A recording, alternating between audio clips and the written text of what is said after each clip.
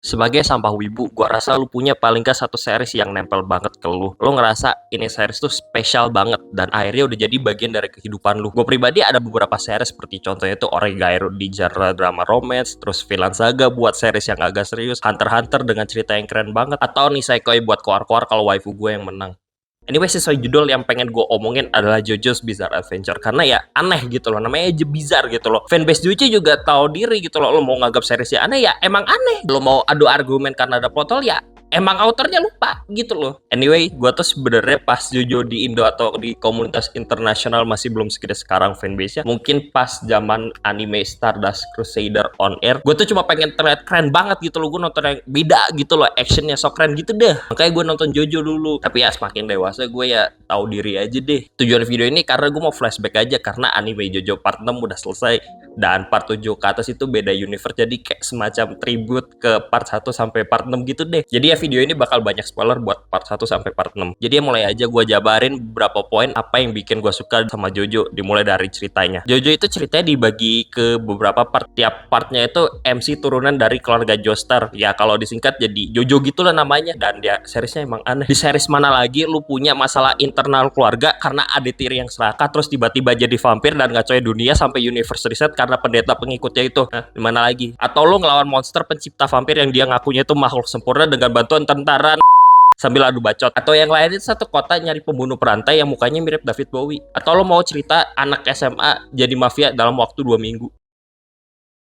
Ya, semuanya lu bisa salahin gara-gara Dio si vampir itu. Pada akhirnya tiap part itu punya setting lintas era yang bikin gua ngerasa ini series spesial bagi gua dan unik banget. Gua sangat gak merekomendasikan kalau lu nge-skip satu part JoJo. Karena itu dosa terbesar, sumpah. Dosa terbesar bagi fandom wibu, bagi fandom JoJo. Jadi, lo buat tebus dosa lo balik, lu lihat part yang lu skip. Anyway, poin kedua yang pengen gue jabarin ada art style JoJo. Buat ngomongin art style, gue rasa kita perlu konteks kenapa art style JoJo itu berubah-ubah, terutama di manganya, di komiknya. Jadi gini, JoJo kan rilis dari tahun 80-an dan pada era itu banyak banget manga yang MC cowoknya itu berotot. Salah satu yang paling terkenalnya di era itu Fist of the North Star, dan lu bisa lihat perbandingan Jonathan sama Kenshiro. Makanya lu ngeliat kalau buat art style dari part 1 sampai part 3 itu badannya gede-gede semua, keker-keker semua cowok-cowoknya. Karena ya tren di zaman itu ya itu. Nah, buat part 4 bisa dibilang ini fase transisi art style-nya Araki. Di awal part 4 badannya itu masih gede-gede semua orang-orangnya, tapi pas di akhir udah gak kayak gitu, jadi pelan-pelan berubah. Dan buat sekarang body type-nya itu udah gak berubah, udah nyetel dari part 5. Tapi buat ekspresi muka dari part 5 juga masih berubah-berubah dan sekarang settle di art style yang sekarang. Bisa dibilang perubahan art style-nya juga kelihatan di anime yang pengen banget nunjukin kembangan art style Araki di tiap part. Terlebih lagi Araki itu satu-satunya mangaka yang collab bersama Gucci karena art style-nya sekeren itu. Cuma gini, walaupun art style-nya berubah-berubah, tapi ada satu ciri khas art style-nya dari dulu bagi gue, yaitu art style itu sangat mencolok. Kayak lo ngelihat maupun dari gambaran part 1 yang badannya gede-gede sampai part yang sekarang, orang awam yang gak ngikutin JoJo itu pasti kalau misalnya dikasih gambaran kayak JoJo, tahu ini, oh ini gambaran JoJo. Terus mencoloknya yang bikin beda itu apa? Bagi gue itu kelihatan di ekspresi mukanya dengan garis-garis yang kasar, terus aksesoris entah baju ataupun rambut tambah pose-posenya. Biasanya over banget, dan kalau warnanya dari dulu selalu chaos dan unik yang bikin gue suka. Gak pernah ada color palette canon di komiknya. Dan kalau ngomongin art style anime, ini juga kelihatan pas beberapa scene seriusnya kayak scene gelut. Selalu ada bagian dimana color palette itu jadi berubah jadi warna-warni. Yang bagi gue itu jadi kayak keren banget buat penekanan suasana. Sehingga art style JoJo itu uniknya di sini. Anyway, lanjut ke poin gue berikutnya, yaitu power system, stand dan Hamon. Nah, buat power system lagi kita perlu balik lagi nih ke tahun 80-an. Jadi gini, power system JoJo yang pertama itu namanya Hamon. Buat part 1 sama part 2, di part 3 ada tipis-tipis. Ini simpel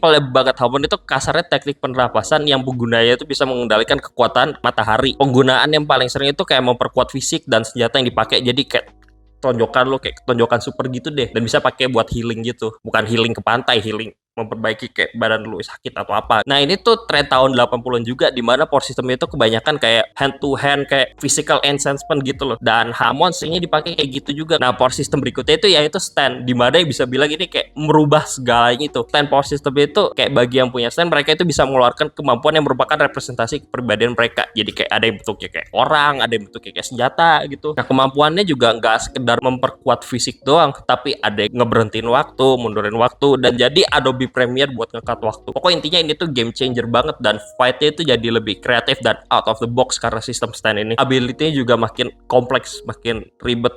Jadi power system JoJo terutama stand-nya itu keren banget. Anyway, setelah ngomongin tentang power system, gue mau jelasin tentang karakternya yang bikin unik.